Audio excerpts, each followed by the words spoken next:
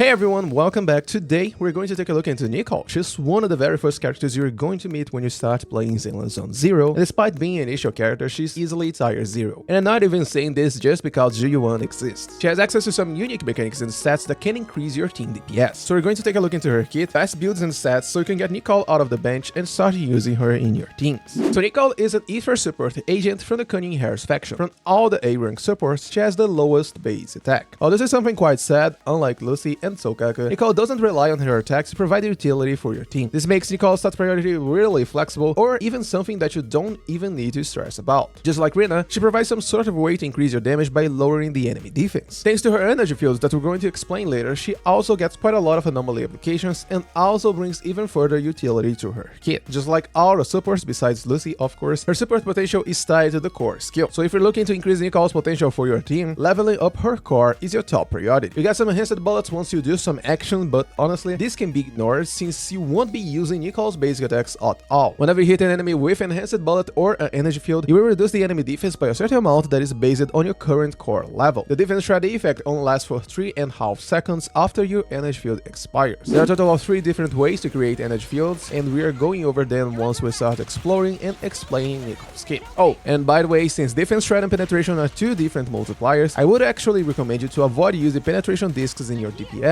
if you're running Nicole in your team. Her additional ability is what makes her really good when paired with GU1. Whenever you apply a debuff on the enemy using her core, all your squad members also get a 25% ether damage bonus. Even though Nicole value has increased ever since GU1 release, don't think that she's tied to ether agents, since the defense threat effect works in any situation. Basic attack is a 3-hit combo that has some good AoE, and it can apply defense threat on the enemy if you have enhanced bullets. As I said before, Nicole has a low attack, and since there are better ways to apply the defense threat on the enemy, it's better for you to mostly ignore her basic attack. I say mostly because there is a hidden input in your basic attack. If you hold down your attack button, you'll launch one default special attack. Even if you have enough energy, you are going to use a default special instead of your X special. Her special attack is a simple ether bomb thrown on the enemy. It is really bad and a waste of time, so unless you're looking for some chain attack start or corruption activation, I wouldn't recommend you to use it at all. But her X special is something else, and it's the main thing you'll be using on Nicole. Instead of a simple bomb, you throw an enhanced one that also leaves an energy field that lasts for around 2 seconds. This means that you can get a total duration of a bit more than 5 seconds on your defense threat. The energy field also pulls enemies to it, so it's an insane tool to group up enemies and make it easier and faster for you to hit all of them at the same time. If you hold the X special button instead of tapping, you start charging before launching your bomb. This deals some extra damage on enemies at melee range, and you're fully invincible through the duration. The explosion and the energy field damage are unaffected, so use this only if you're looking for the extra iframes or you own some of Nicole's Mindscapes that we're going to explain later. Now here comes the fun part that you've been waiting for. Nicole has a hidden input and 2 variations for her X special cast. While charging her X special, you can input at 360 and you actually change your stance. Damage is unaffected, so most people say that this is only a visual effect. However, if you release the skill button after doing a 360, you instead launch the bomb upward, delaying the explosion and leave some extra room for you to swap to your DPS and benefit from the defense shred a little longer. Now you must probably be thinking that holding the E while doing a 360 on your keyboard is going to be a pain, and it truly is. Some people actually changed the special keybind just to make it easier to do a 360 on the keyboard. But as I said before, your basic attack also casts your default special. Now if you mix all of this together,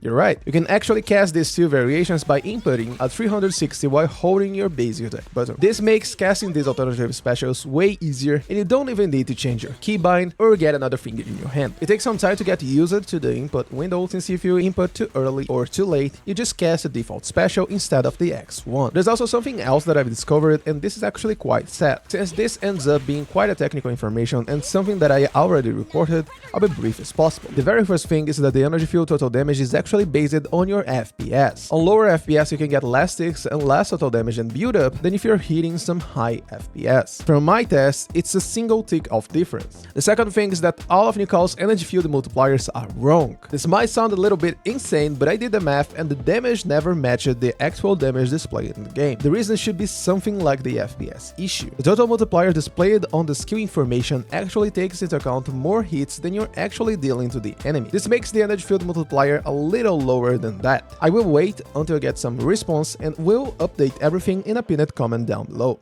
Back to Nicole's kit, we're going to skip her dodge since just like the basic attack, it's just not worth it. Assist, on the other hand, can be quite interesting since Nicole's days multipliers are quite high, but it shouldn't be your top priority. The chain attack and ultimate are also interesting for you. Just like your X special, both will leave an energy field that reduces the enemy defense. The main charming point here is the fact that Nicole's chain attack is the fastest one between all of the current supports available in the game. This way you can benefit from the stun timer a little longer, since Nicole won't eat the stun timer. You hardly use Nicole's ultimate, but the ultimate is sort of a huge X special. It also leaves an energy field that's bigger and lasts longer than the X special one. As usual, it also recovers energy for your team, but the DPS loss when compared to a fully built DPS ultimate can make a big difference. So for skill priority, if you're looking only to get Nicole's support potential, you just need to level up her core, and that's it. If you want to squeeze a little more damage, then you're going for X special attack, followed by chain attacks and assists. Basic attack and dodges can be ignored since you won't be using them for damage. If you also don't find yourself using assists consistently, feel free to skip it as well. For your stun window rotations, you can pretty much only rely on the chain attack and an X special tap to refresh the defense thread duration. You can also use the 360 version just to delay and improve the duration for your DPS, but I personally find it a high effort for a low reward. If you find yourself with a full energy bar, you can also fit a fully charged X special outside of the stun window. I say outside of the stun window because Nicole's damage is actually quite low, especially when compared to a DPS unit. When dealing with a lot of minions or smaller enemies, Nicole also shines due to the fact that she can easily gather all of the enemies in a single spot.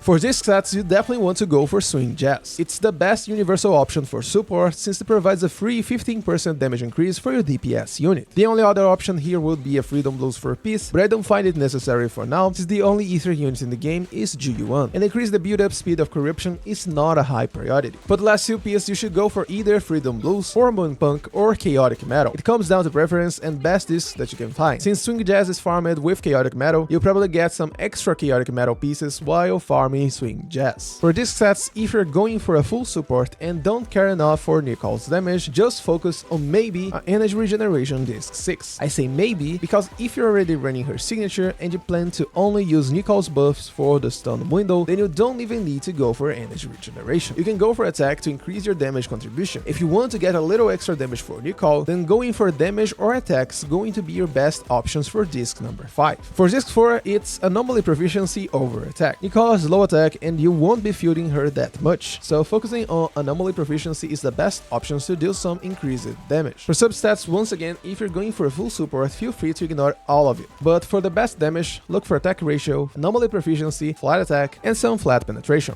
For the weapons, the best option is going to be her signature weapon. Whipping Cradle can offer some increased damage for Nicole, but the team overall damage needs a ramp-up time. Nicole's signature has no ramp-up time and easily outscale the team support potential from Whipping Cradle once you get it to rank 2 or above. Other early rank options can be used, but utility-wise, not a single one can provide the free damage for your team like Nicole's signature weapon. Mark 2 can be used if Nicole is on an anomaly-focused team, and Mark 3 is the best overall option since it provides attack for your DPS on stun windows. Now for the Mindscapes, because they can improve even further Nicole's potential for a lot of team compositions. Her first Mindscape is completely insane. You get not only a 16% damage and extra anomaly build-up for your X special, which you'll be using quite a lot, but also increases duration for your energy field based on the charge time. This actually translates to more than 16% damage. For a fully charged X special attack, your total damage is actually going to increase over 50%. And here's something really funny, but I wouldn't say it's worth it, but if you chain your charged X special with a 360